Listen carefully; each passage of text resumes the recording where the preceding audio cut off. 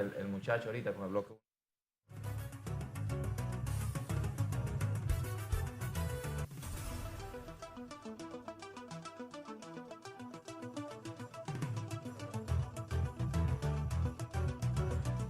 Y bien, amables televidentes, tal como habíamos anunciado, nos acompaña la noche de este sábado en la entrevista estelar la licenciada Giovanni Pérez Corsino, politóloga y experta financista. Bienvenida, licenciada. Gracias por la oportunidad de estar aquí compartiendo con ustedes, jóvenes talentosos, extraordinarios que aportan al desarrollo en la comunicación. Muchas gracias.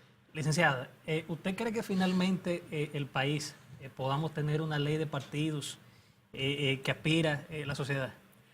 Yo creo que la ley de partidos políticos, hasta donde he podido leer el anteproyecto, el proyecto que se está discutiendo en la comisión bicameral, tiene avances significativos, puntos relevantes para la sociedad y para la institucionalización de los partidos políticos en la República Dominicana. El Fondo Monetario Internacional ha hecho una advertencia de una transformación y ajuste fiscal.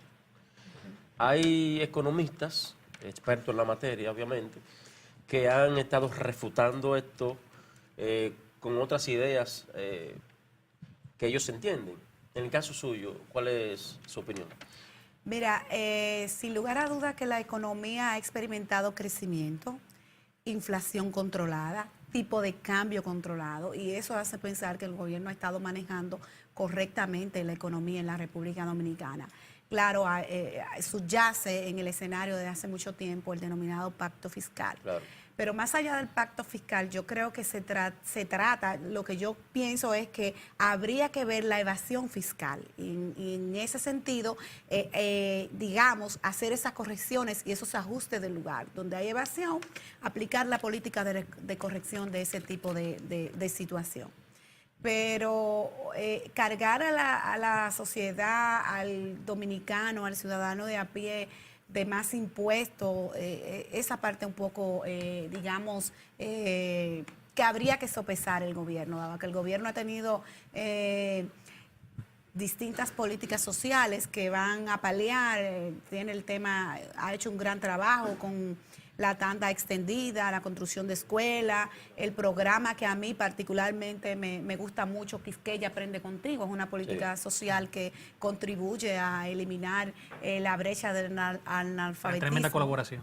Tremenda colaboración. Entonces, yo siento que habría que definir, primero en el contexto del gobierno, qué quiere el gobierno, si expansión del gasto, restricción del gasto, qué significa cuando se expande el gasto o cuando se restringe el gasto. Entonces, pienso que por ahí el gobierno tendría que definir cuáles son sus metas en el sentido del pacto fiscal, cuáles son sus prioridades en el pacto eléctrico también. Y en el caso de las exenciones fiscales, que hay muchos que la están proponiendo, eso, ¿qué opinión le merece? Mira, yo siento que las exenciones fiscales habría que ir caso por caso y analizarlas. Okay. Las exenciones del transporte, por ejemplo, sí. Habría que analizar cuál es el impacto de quitársela. Las exenciones de la electricidad, habría que buscar cuál es el impacto de tú quitarle a la señora que vive por el Capotillo, a la que vive por Los Minas, al que paga 300 pesos de electricidad. Entonces, por eso es que no me gusta ser absoluta. Ahí voy a ponerme al lado de los economistas, que prefieren más un... que haya un equilibrio. Que haya un equilibrio. Pienso que hay un equilibrio.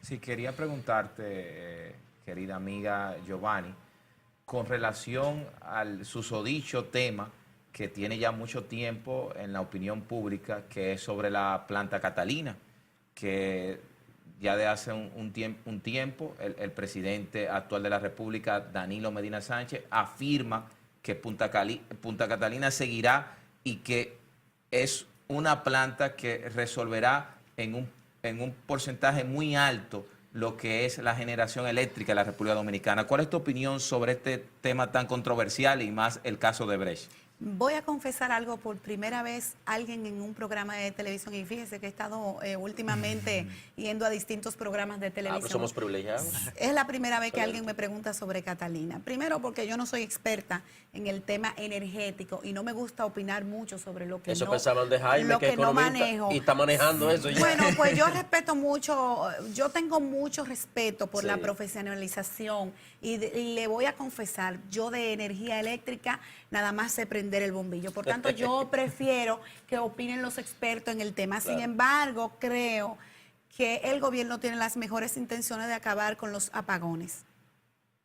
¿Tú crees que eso contribuiría a que se vaya el mal que por tantos años, desde Ulises Cerot hasta la fecha, hemos estado sufriendo? Ojalá que así sea. Como le digo, ha estado por largo tiempo el tema de la crisis energética en la República Dominicana y el hecho de que un presidente decida y tenga como plan estratégico, digo, el Partido de la Liberación Dominicana en distintos gobiernos ha tratado de enfrentar el tema eléctrico, primero Bueno, con la privatización Yo creo que de las el empresas. tema eléctrico de los años 90 de Balaguer. Sí. La gente estaba- Digamos que ha habido una intención, al menos en términos literalmente expuesta en los gobiernos, literalmente expuesta. No, ha habido una intención real, Sí, sí, sí. porque cada vez ha sido un tema en agenda de los distintos gobiernos Sí, eso es verdad. y digamos que ha estado desde los diálogos nacionales hasta los gobiernos del expresidente Fernández, el gobierno de Hipólito Mejía, el gobierno de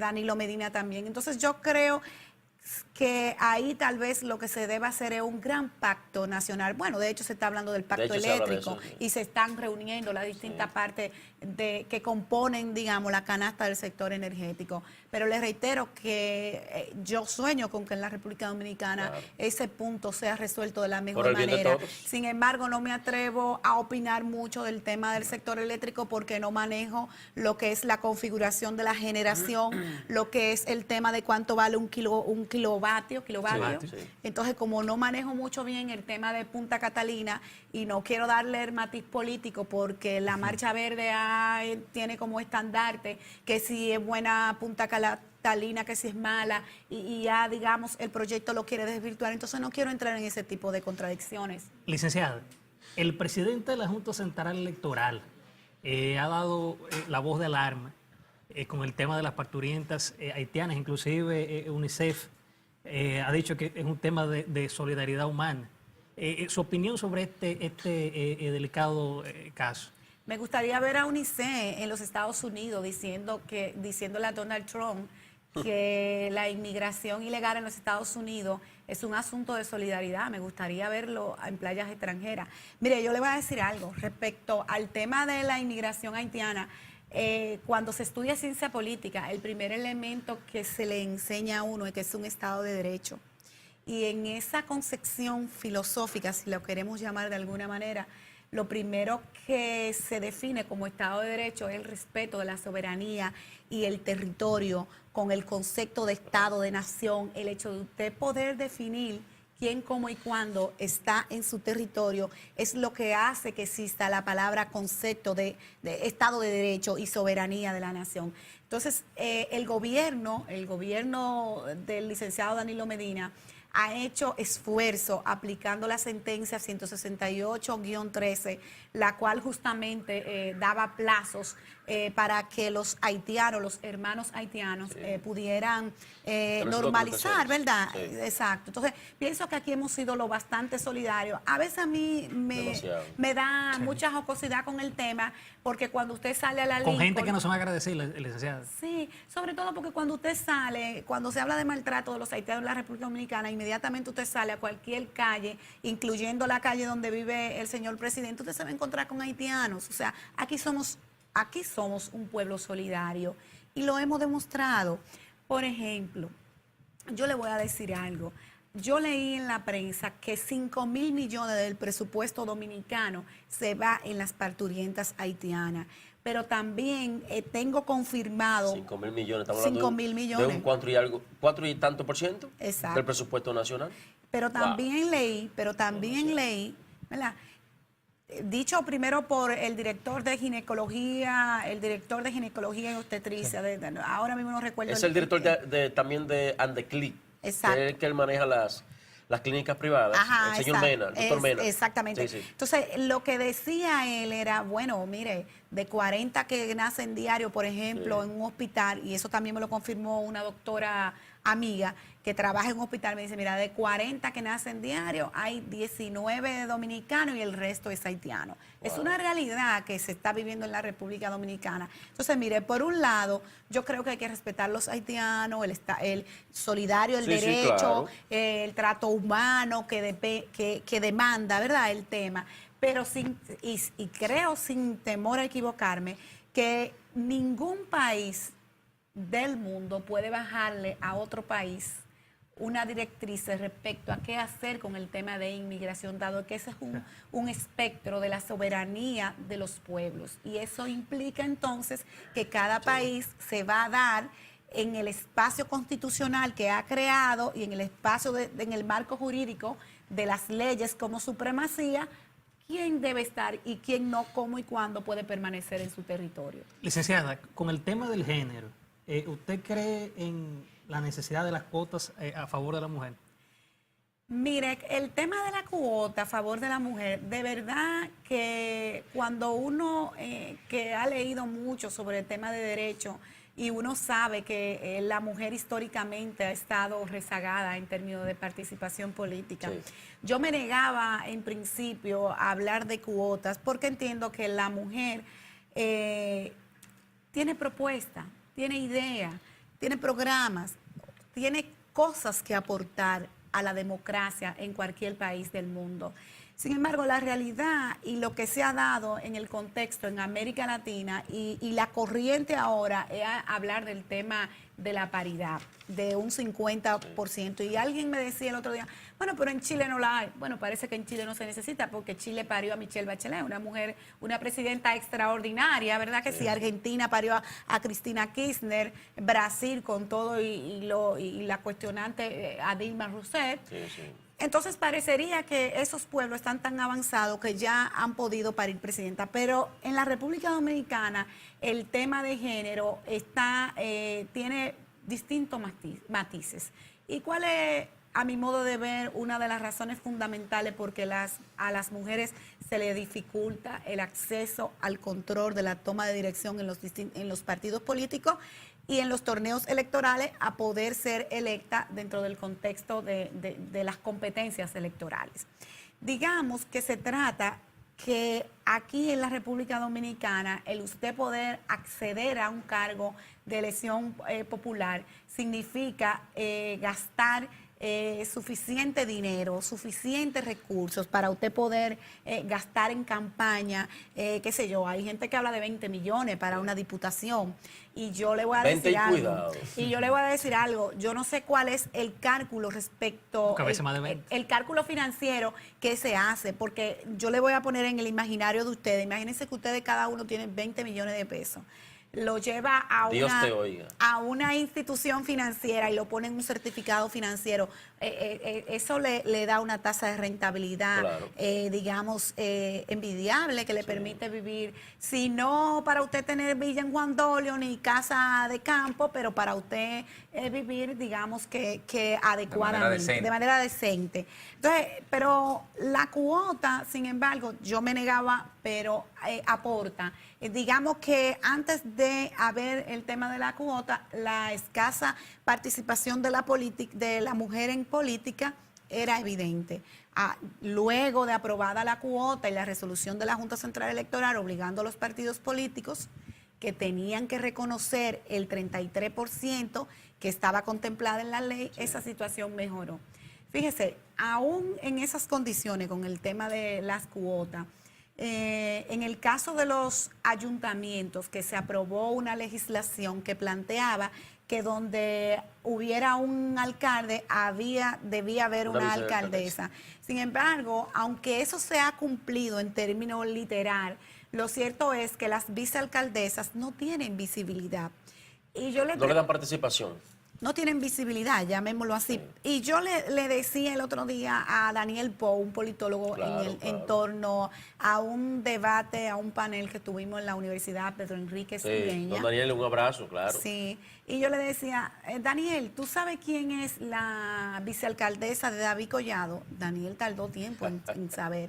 Sin embargo, la vicealcaldesa de David Collado es una mujer que antes de ser Era vicealcaldesa era diputada una y líder de Cristo Rey, tenía esposa de Alfredo mucha Pacheco. visibilidad. Claro, claro. Pero inmediatamente pasa a ser la alcaldesa, y yo lo pongo mucho de ejemplo ese. Sí, sí. Ella perdió Pero visibilidad. es buen ejemplo ese que usted pone. Sí, Es es un buen buen ejemplo, es buen Sí. ejemplo para llamar a la clase política a esa reflexión que se necesita para entender el papel de la mujer. Sin embargo, no todo está perdido.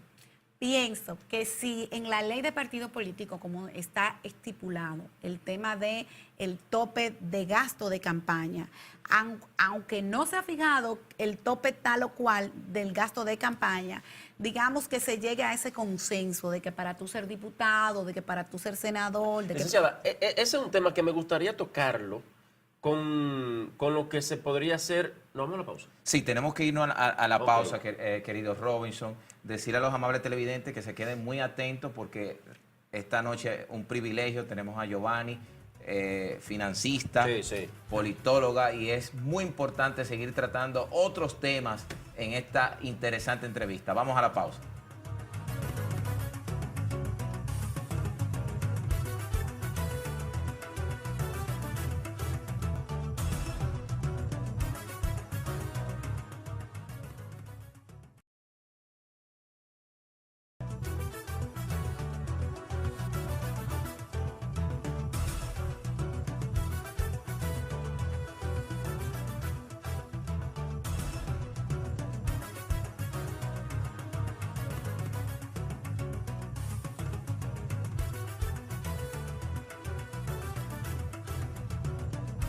Muy bien, señores, continuamos aquí en Tribuna Juvenil.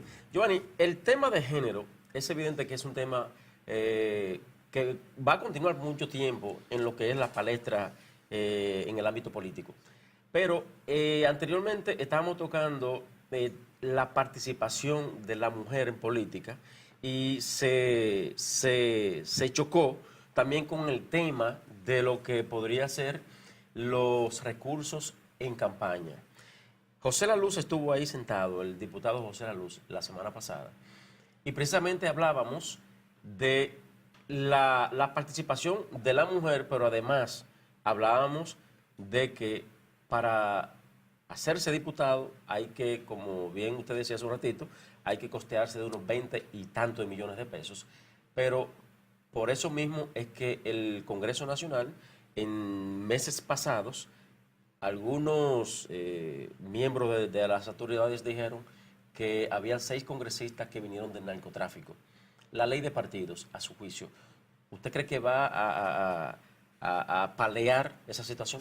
Sí, porque justamente el proyecto contempla el poder revisar el origen de los recursos financieros de la campaña. Y esa parte justamente es la que tiene el proyecto, digamos, parado, no el origen de los recursos. Ahí hay un consenso. Digamos que la mayoría de los diputados y diputadas, los congresistas, los senadores y todos, y la clase política en general, entiende que los recursos deberán ser transparentes. Incluso se discute si se podrá, y ahí dice que no, el proyecto al menos así lo tiene estipulado, de que no se podrá recibir recursos de empresas internacionales y que no se podrá, así lo dice tácitamente también, que no se podrá recibir recursos ilícitos provenientes de organizaciones del narcotráfico. O sea que... Perfecto. En el caso de la mujer, el Ministerio de la Mujer está haciendo hasta donde usted ha visto el trabajo para poner la mujer en el valor y en el sitial que merece.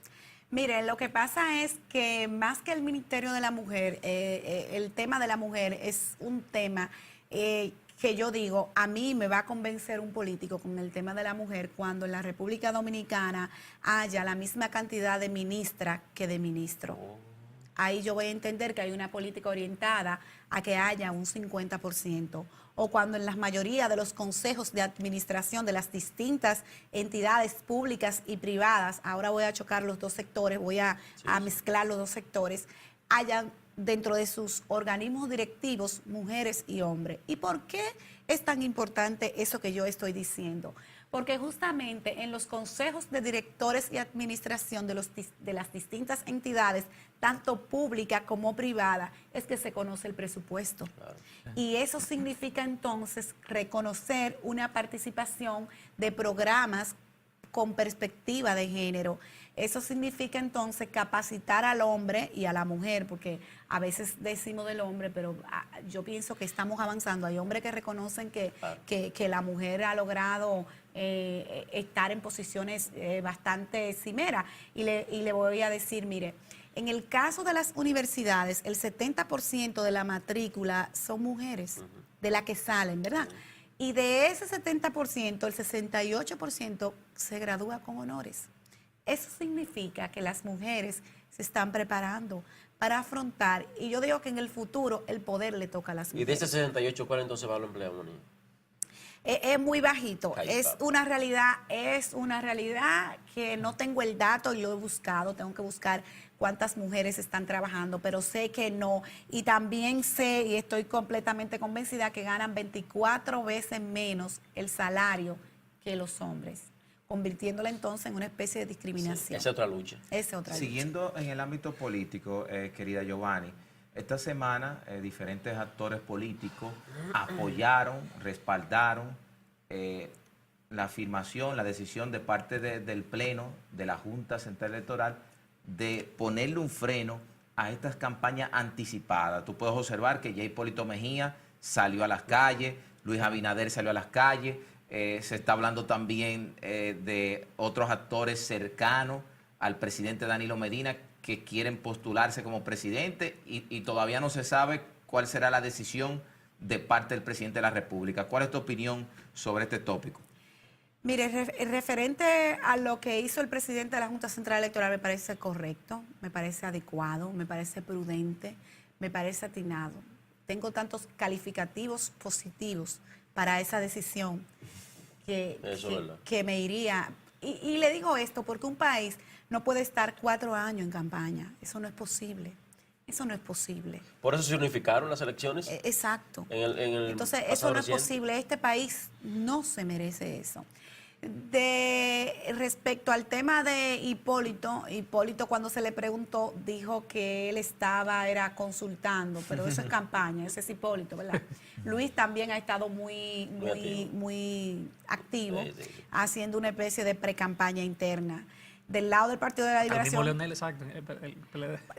Leonel no ha dicho nada. Mira, Leonel es un hombre muy prudente. Lo que pasa es que cualquier paso que da el expresidente Fernando se considera político. Por ejemplo, me dicen, porque no estuve, no fui invitada. ¿Cómo los pasos que dan Hipólito y Luis, Giovanni? No, el presidente Fernández, por ejemplo, fue a visitar a alguien, me comentaron, a un pésame. Fue a un pésame. Se murió alguien que ya ahí hicieron como una especie, ya salió a la calle. No salió a la calle, porque contrario a otros actores políticos, el presidente Fernández es un hombre que guarda los plazos y es un hombre sereno. Y aunque se supone que es un líder y hay gente detrás de ese líder que incentiva. Me parece que usted lo conoce bien. Y pone opiniones. No, que lo conozca bien. No, porque hace lo que usted dice es así. Bueno. Es así. Bueno, pero es muy sereno, Leonel. es muy sereno y muy prudente. Sí. Y muy prudente. Obviamente parece que los Twitter del ministro Montalvo desataron que gente del expresidente Fernández, bueno, pues le salieran a la... ¿Usted supo que Leonel Fernández estuvo antenoche reunido con un grupito de partidos políticos? Bueno, pero es que Leonel Fernández es un líder. Mire, Bueno, yo le voy a decir algo. A eso me refiero. Yo le voy a decir algo. Si hay un hombre que se ha ganado un liderazgo intelectual, pausado, sosegado, por algo lo llamarán ante la OEA cuando hay que dar explicaciones del dispositivo. Oye, 107. Siempre está como árbitro en cada Y a mediar situación. en conflictos. Es un hombre de Sí. armonía. Yo Sin pienso lugar a que dudas. si usted me dice a mí, y Danilo Medina tampoco ha dicho que va, o sea, que se va a reelegir, y de paso, aunque mucha gente parecería que está actuando en esa dirección de una reelección, es imprudente hacer eso también, porque el presidente Medina a grito, a viva voz, dijo, déjenme trabajar. Sí. Confiriendo, por favor, déjenme trabajar. Entonces, Por eso era por los ataques de Odebrecht a sus funcionarios. bueno, pero sirva para todo, ¿no cree? déjenme trabajar, fue la expresión del presidente. Entonces, el Twitter, volviendo al Twitter del ministro Montalvo, que no quiero que se me escape, que dice que el PLD deberá reciclarse. Hay una contradicción conceptual, porque por un lado dijo que tiene que reciclarse y presentar cara nueva. Y la palabra reciclaje va en contraposición con cara nueva. O es cara nueva o es reciclaje. No pueden ser las dos cosas a la vez. Pero lo cierto es que... Es mejor lo que dijo Lionel, que el PLD es una fábrica de presidentes. Yo no lo sé qué es mejor para ese partido. Ese partido deberá decidir qué es lo mejor. Si su presidente entiende que es una fábrica de presidentes, porque está viendo que dentro del Partido de la Liberación Dominicana hay una serie de gente que en el futuro podría tener, y le voy a decir algo, usted tiene por ejemplo a la doctora Cedeño de Fernández, usted tiene mujer, a Julio César Valentín, usted tiene a Ber Martín en Santiago, usted tiene un grupo de jóvenes brillantes en el Partido de la Valentín, Liberación. no lo mencione mucho, bueno, está quemado con el pero tema independientemente de eso, yo no voy a decir que la carrera de él se acabó por eso. No, obviamente que no. Porque pero no se acabó. Vamos a darle tiempo todavía. Licenciada, Vamos a darle para después. Licenciada, mire, recientemente la Asociación de Ahorros y Préstamos se reunió con el gobernador del Banco Central, don Héctor Valdés Albizu, y le reiteraron el pedido de permitir la conversión a banco bajo el alegato de que estaban perdiendo el mercado. O sea, ¿qué opinión le merece este tema? Mire, yo durante mucho tiempo trabajé en dos de las asociaciones de ahorros y préstamos. De hecho, profesionalmente me siento una hija del sector de ahorros y préstamos. Si hoy puedo hablar de productividad, de rentabilidad, de eficiencia, de índice de solvencia, es porque ese sistema de ahorros y préstamos me formó. Entonces, fíjese, yo he tenido acceso incluso a informaciones que la tienen ella misma en su página web, donde, por ejemplo, Fitch Rating le decía, para que usted vea, le decía que tienen una situación patrimonial fuerte, envidiable en relación a las demás, a la banca múltiple. ¿Y por qué? ¿Por qué? Porque sencillamente cuando las asociaciones de ahorros y préstamos obtienen sus utilidades, como no tienen que repartirla, la llevan a patrimonio. Digámoslo en palabras más llanas, se capitalizan. Y eso le permite entonces tener mejores indicadores desde el punto de vista del índice de solvencia. Entonces yo pienso que si yo fuera el gobernador del Banco Central, si yo fuera la gobernadora del Banco Central, estuviera en estos momentos diciendo, pero ¿por qué si instituciones de la categoría de esa calificadora de riesgo está diciendo que esas asociaciones tienen niveles de capital suficiente, índice de solvencia, ¿por qué convertirla, accionarla para que entonces el Consejo de Administración pase a ser dueña de esas instituciones? ¿Por qué hacer eso? Y yo le voy a decir, por ejemplo, ¿cómo se va a repartir ese patrimonio? Hay una asociación, en el caso de la asociación Cibao, por decirle algo, que tiene 345,000 cuentas de ahorros. Y es la líder del Cibao dando préstamos hipotecarios. Con tasa promedio de un 12% maneja ese sistema de ahorros y préstamos. Significa eso que durante largo periodo ese sistema ha contribuido con la demanda del déficit habitacional, reduciendo un factor importante como es el déficit habitacional. Entonces, yo creo que convertirla en banco, que llevarla a ese nivel solamente porque no puedan tener cuenta corriente, que es el argumento principal, porque lo de la participación de mercado habría que verlo. Y habría que verlo, ¿por qué? Porque usted sabe que dentro de ese contexto de participación han ocurrido fusiones, ¿verdad? Y han ocurrido entrada de nuevos jugadores. Una vez usted hace la relación en términos financieros de esos nuevos jugadores para abrir el abanico y hacer la relación de participación de mercado respecto a activos, a totales de instituciones, usted se va a dar cuenta que si han reducido ese nivel de participación ha sido por esos factores, porque no es lo mismo cuando entra un nuevo competidor, alguien va y abre una cuenta de ahorro que a lo mejor la abría en la asociación de ahorros y préstamos, por decir algo, y ahora va y lo abre allá. El tema de las divisas puede ser un tema, pero aún así ellas trabajan con el tema de tipo de cambio. Lo que no hacen ellos es tener carta de crédito, ni tener el tema de transacciones internacionales, ¿verdad? aquellas transacciones que se liquidan Licenciada, internacionalmente. dos preguntas en una. ¿Tú qué tenías algo? Sí, lo que pasa es que... ¿Ya nos vamos? Sí, tenemos que despedirnos, No, Robinson. no, pero es bien Sí. rapidito porque es sobre la cooperativa. Sobre las cooperativas que están teniendo mucha fuerza y Banca Solidaria. Pero algo bien rapidito. Banca licenciada. Solidaria. Sí. Banca Solidaria yo creo que va bien y ha hecho un buen trabajo Ok. porque llega a un segmento del microcrédito que necesita que una mano solidaria le dé un crédito y he visto el trabajo que se ha desarrollado, los índices de morosidad con que se manejan esa banca solidaria y me parece que ha hecho un gran trabajo y por eso el gobierno tiene el tema de la democratización del crédito, de manera que yo pienso que ahí se está haciendo un trabajo de fortalecimiento en la gestión del crédito. La cooperativa, fuerza, están cogiendo bien. Bueno, en el tema de la cooperativa, el hecho de que tengan más de 100 mil, 120 mil millones, ahora mismo no tengo la cifra, ¿verdad? Son entidades que en algún momento tendrán que ser reguladas. Yo sé que hay toda una regulación engavetada que en algún momento será aprobada, porque todo el que reciba y capte fondos del público, como dice la ley monetaria y financiera, deberá ser regulado. Excelente. Travis y Giovanni, tenemos que despedirnos, pero antes quiero que tú le envíes un mensaje a esos jóvenes profesionales, como tú dijiste, ese gran porcentaje del sector mujer que está en las universidades y muchas veces cuando llegan al campo laboral no se hace tan fácil poderse insertar. Y tú eres un ejemplo de una mujer luchadora, exitosa, y quiero que antes de despedirnos tú le envíes un mensaje a ese sector que es fiel seguidor de Tribuna Juvenil. A esas mujeres jóvenes o a los jóvenes en sentido general, mujer y hombre, voy a utilizar la paridad. Yo creo en que la juventud es divino tesoro, pero no en términos teóricos. Yo pienso que las grandes transformaciones las hacen los jóvenes, pero esa transformación tiene que venir de la mano con la preparación. El hecho de ser joven no te da, el solo hecho de ser joven no te da la oportunidad. Lo que te da la oportunidad y hace la gran diferencia en la juventud es la preparación.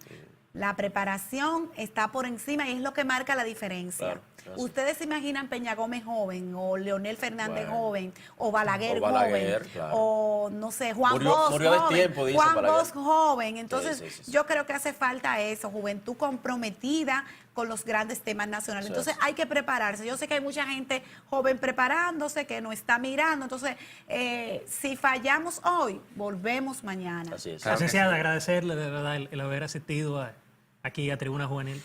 Sí, Gracias. gracias de corazón, Giovanni, por llevarle luz a los televidentes, fieles seguidores de Tribuna Juvenil. Darle las gracias a nuestros seguidores. Estuvieron con ustedes Ramón Núñez Fernández, Robinson Galvez y quien les habla, Giovanni Morillo. Será hasta una próxima entrega.